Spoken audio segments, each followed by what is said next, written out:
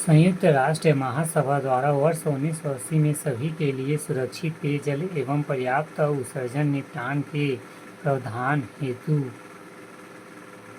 की गई अंतर्राष्ट्रीय पेयजल आपूर्ति एवं स्वच्छता दशक वर्ष 1981 से 1990 की घोषणा WHO द्वारा समर्थित थी।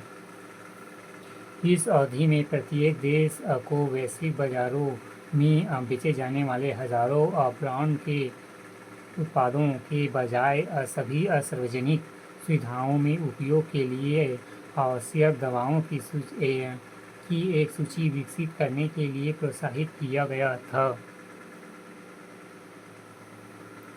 1995 में जब कांगो में इबोला वायरस का प्रकोप, जिसमें WHO 3 महीने तक अभिज्ञ रहा ने वैश्विक सार्वजनिक स्वास्थ्य निगरानी और अधिसूचना प्राणियों की कमी का खुलासा किया, तब WHO द्वारा निम्न प्रयास किए गए।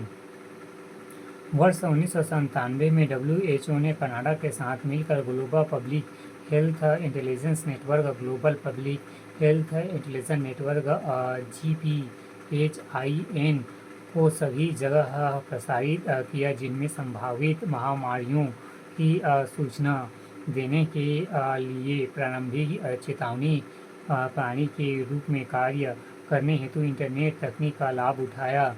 वैश्विक महामारियों की रोकथाम के लिए सभी देश को तकनीक सहयोग के लिए प्रेरित किया।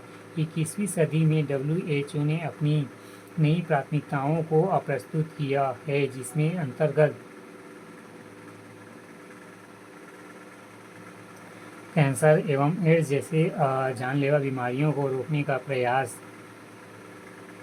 तंबाकू उत्पादों एवं असुरक्षित यौन संबंधों से जुड़े जागरूकता अभियान, दिव्यांगता की रोकथाम, युद्ध, आपदाग्रस्त क्षेत्र में स्वास्थ्य सेवाएं देने हेतु प्रयास।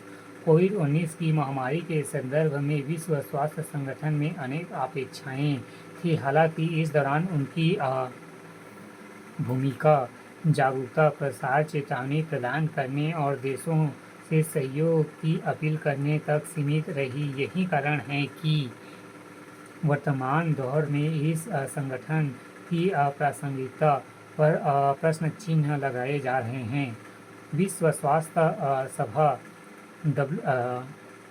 वर्ल्ड हेल्थ असेंबली विश्व स्वास्थ्य सभा सदस्य राष्ट्रों के 3 प्रतिनिधियों को उनकी तकनीक क्षमता के आधार पर चुनती है, जो सदस्य राष्ट्र के राष्ट्रीय स्वास्थ्य प्रशासन का अधिमान्य प्रतिनिधित्व करते हैं। विश्व स्वास्थ्य सभा की बैठक नियमित वार्षिक सत्र और कभी-कभी विशेष सत्रों में भी आयोजित की जाती है, जो जिनेवा में आयोजित होते हैं, जहां वैश्विक स्वास्थ्य परिदृश्य पर विमर्श किया जाता है। विश्व स्वास्थ्य सभा के द्वारा निम्न कार्य किए जाते हैं। विश्व स्वास्थ्य सभा WHO की नीति की समीक्षा एवं निर्धारण, संगठन की वित्तीय नीतियों की समीक्षा एवं निगरानी, WHO तथा संयुक्त राष्ट्र के मध्य होने वाले किसी भी समझौते की समीक्षा।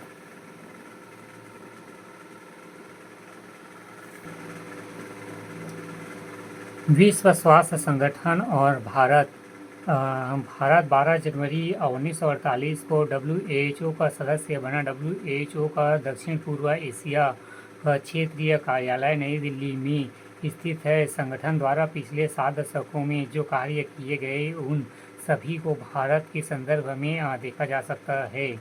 1967 में WHO ने गहन चेचक उन्मूलन कार्यक्रम infected smallpox irrigation programme प्रारंभ किया और WHO और भारत सरकार के समन्वित प्रयास से वर्ष 1977 में चेचक का उन्मूलन किया गया। विश्व बैंक की वित्तीय एवं तकनीकी सहायता से WHO द्वारा वर्ष 1988 में प्रारंभ की गई वैश्विक पोलियो उन्मूलन पहल के संदर्भ में भारत में पोलियो रोग के खिलाफ मुहिम की शुरुआत की।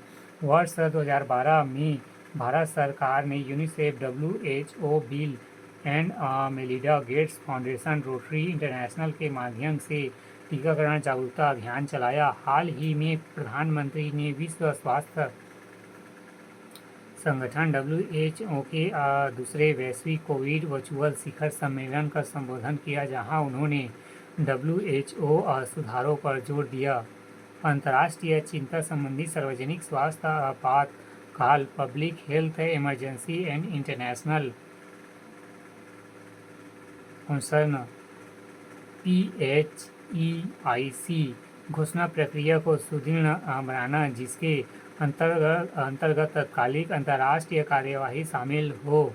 WHO के नियमित बजट को बढ़ाने पर भी ध्यान दिया जाए, ताकि विकासशील देशों पर वित्तीय बोझ आरोपित किए बिना WHO की अधिकांश मुख्य गतिविधियों को भी वित्तपोषित किया जा सके। WHO और सदस्य राज्यों की प्रतिक्रिया क्षमता में वृद्धि हेतु सदस्य राष्ट्रों के बुनियादी स्वास्थ्य ढांचे को मजबूत किया जाए, विशेषकर कोविड-19 महामारी से निपटने में उनकी क्षमता को देखते हुए सुधार की जाए। WHO के प्रशासनिक ढांचे में सुधार के अंतर्गत विशेषज्ञ सलाहकार समितियां, जिम्मेदार स्वतंत्र निरीक्षण और अंतर्राष्ट्रीय स्वास्थ्य विनियमन ढांचे को मजबूत किया जाना चाहिए।